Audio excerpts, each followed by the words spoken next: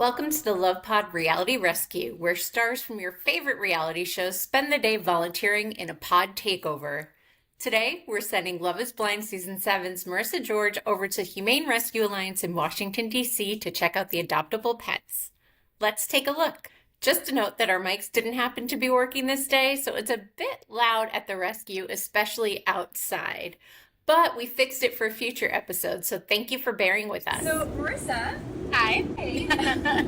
You're here at Humane Rescue Alliance. Thanks so much for joining us. Thank you. Why are you with us today? Well, I have two fur babies, and so one, I like to volunteer, homeless shelter, animal shelter, wherever I can get out. I like to do stuff like that, and it's a fun day. You get to spend all day with like a little baby like Tippy or other cats, which hopefully I'll see later. So yeah, I just came out to just hang out with you guys for the day, talk about the different programs you guys have, see if I can get started and volunteer regularly with you guys.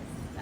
Yes, Yeah. I love it. Thanks so much for being here Yeah. and for wanting to spend your time with us as a future volunteer, Yes. future foster caregiver. Maybe a future dog owner. Don't tell my look at this. We have a wide variety of animals. Most of the animals that we do have in care currently are cats and dogs. Okay. But you can occasionally find your friendly guinea pig, hamster, bunny rabbit. You know, we'll get in lizards and reptiles, turtles. Snakes? Yeah. I like snakes. Yeah. I'm not actually Yeah. scared of snakes. But yes, if there's an animal that you're looking for, Yeah. if you're wanting to open your home to a new pet, we certainly are here for you. Yes. Here for that. I heard that you rescued your cat. I did.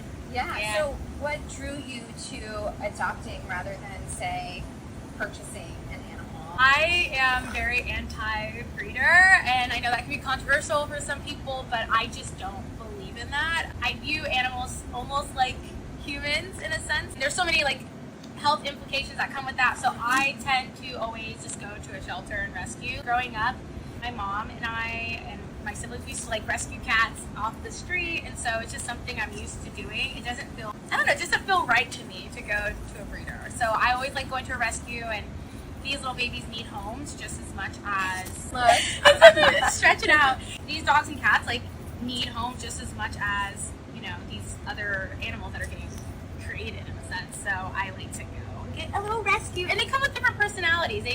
I rescued this dog when I was in high school. I wasn't planning on it, but he was a Beagle Basset Hound, and I was at a PetSmart, and he was there, and he was just like looking at me all sad, and I just start crying, and I'm like, Mom, I knew him in a past life, like we were meant to be. And she's like, Marissa, we can't afford a dog. I'm like, we can't leave him, and he was abused, and he didn't bark for I think over a year when we had him, and I would crumple up paper, and he would go barking and running. He was just so abused. So it was beautiful to see him go from like this very timid dog to a year or two later feeling like loved and just happy, and he started barking, doing the whole like, is it beagles or basset hounds that do that like bark?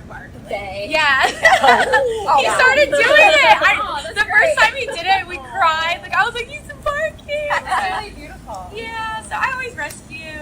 So if you were to adopt a dog, we've got beautiful dogs. Yeah, We've got amazing dogs and cats, all shapes and sizes Yeah. and temperaments. And what's the kind of dog that you would think you would go for? I think I like. Okay, so I love like a Rottweiler, Yeah? a pit bull. Awesome. I like big dogs, Okay. but I don't know if I want to live with a big dog because I have my two little kitties. So I think I would go with like a smaller dog. I'm not very breed specific when it comes to like animals. Love like, that. I don't go to a breeder for a reason, right? Like I do of course see, you know, Dobermans are such pretty dogs, and Rottweilers, I like absolutely love seeing them. But like if they're not in the shelter, I'm not like going to shelter for a specific animal. I generally, like with my two cats, I went in there just see. I spent a couple days going, over a couple weekends, going and like spending time with the different cats and seeing which one I connected with the most. Yeah. And I connected with 50 and then Klaus. So I kind of just go in. There's no specific breed, but I think size. Yeah. Maybe a smaller dog. But let's say I connect with a big dog. I'm taking him home. Like, I'm taking him home. You never know what the feels may be. Oh, I know, because like dogs know. They choose you. Cats know. They choose you. Absolutely.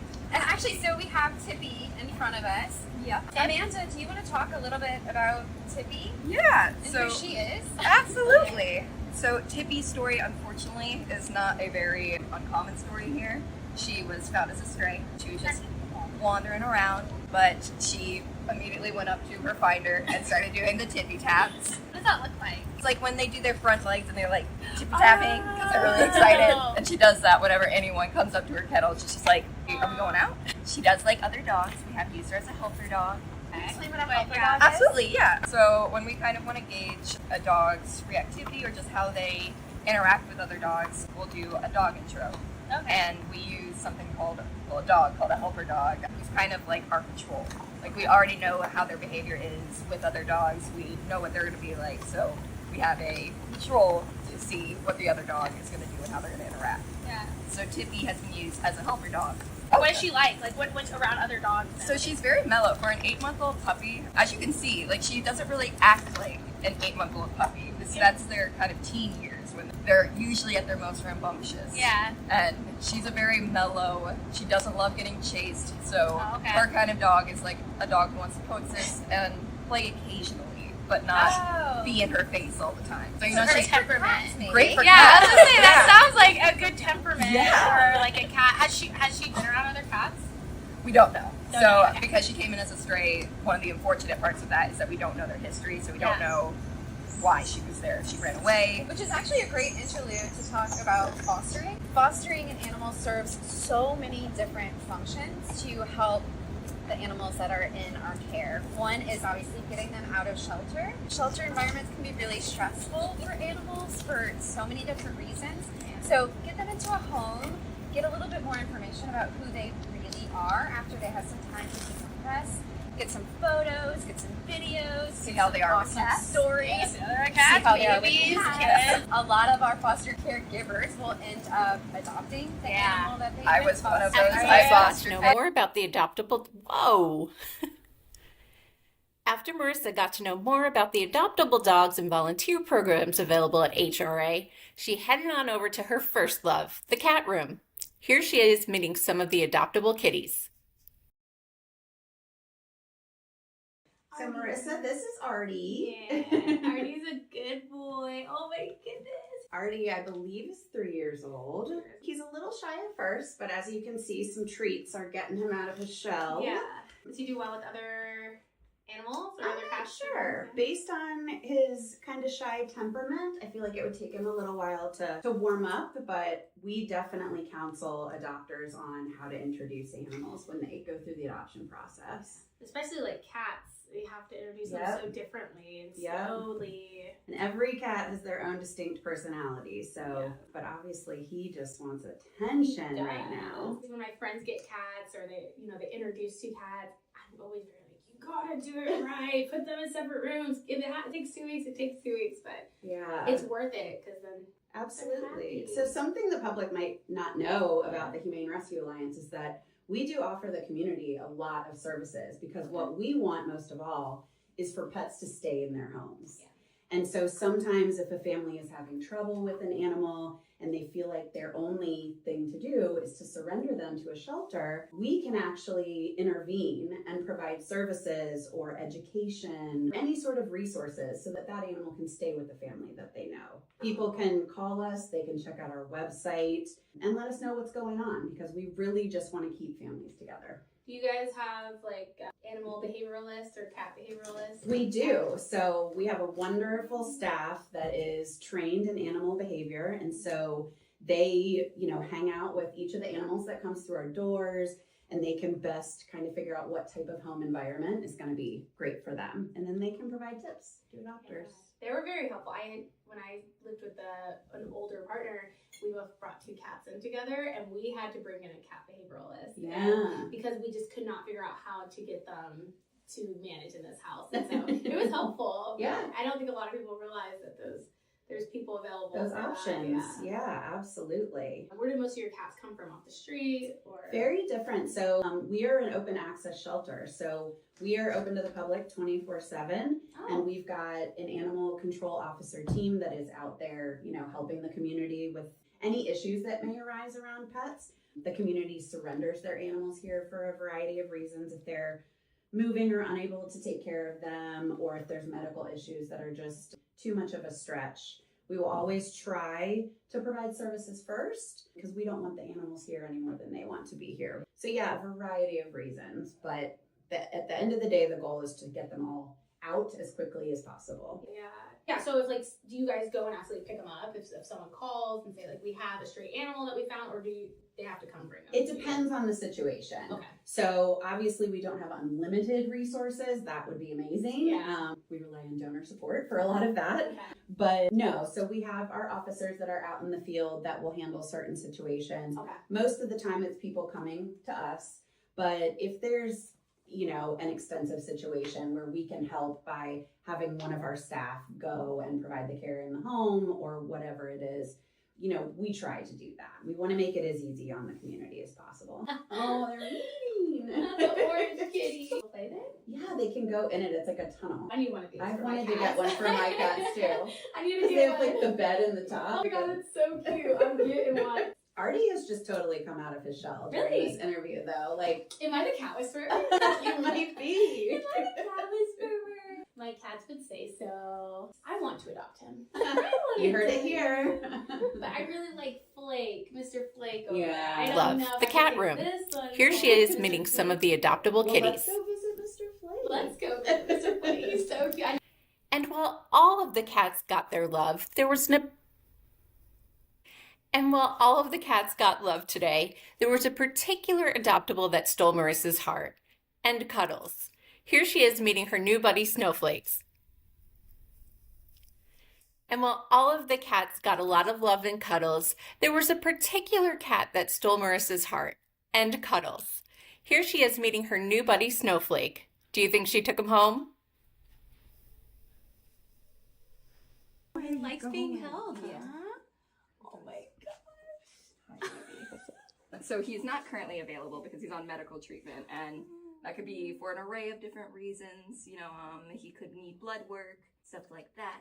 And then we also have cats who are on behavior treatment, like Artie, who you were spending time with earlier. He came in very shut down and very fearful. Aww. And it took him about 2 weeks to kind of warm up to us. Was he on the streets? Is Yes, that, yeah.